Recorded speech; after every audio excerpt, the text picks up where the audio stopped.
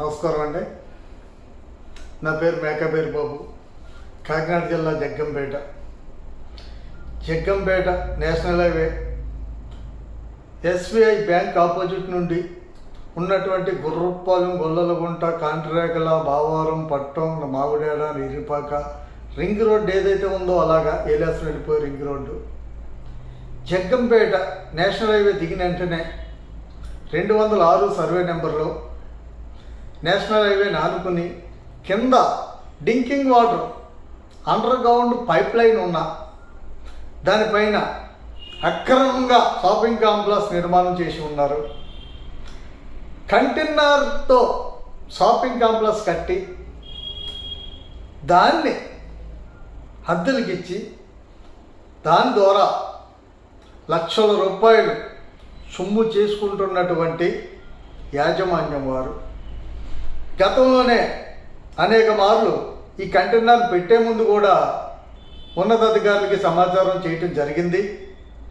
వారు మరి అధికారానికి భయపడ్డారో లేకపోతే కాసులు కక్కుతుపడ్డారో తెలియదు, కానీ నిర్మూలన మాత్రం ఆపించలేకపోయారు.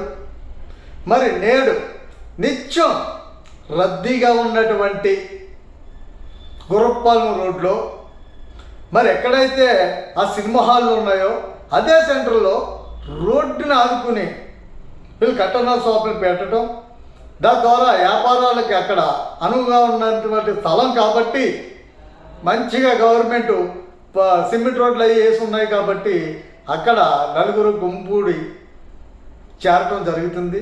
తద్వారా రోడ్డు మీదే పార్కింగ్ పెడుతున్నారు, ఆటోలు రోడ్డు మీద నిలుపుదల చేస్తున్నారు. మరి అటుగా కొన్ని కాలేజీలు, స్కూల్లో ఉన్నాయి, నిత్యం రద్దీగా ఉండే ప్రాంతం, షాపింగ్ మాల్లు ఉన్నాయి.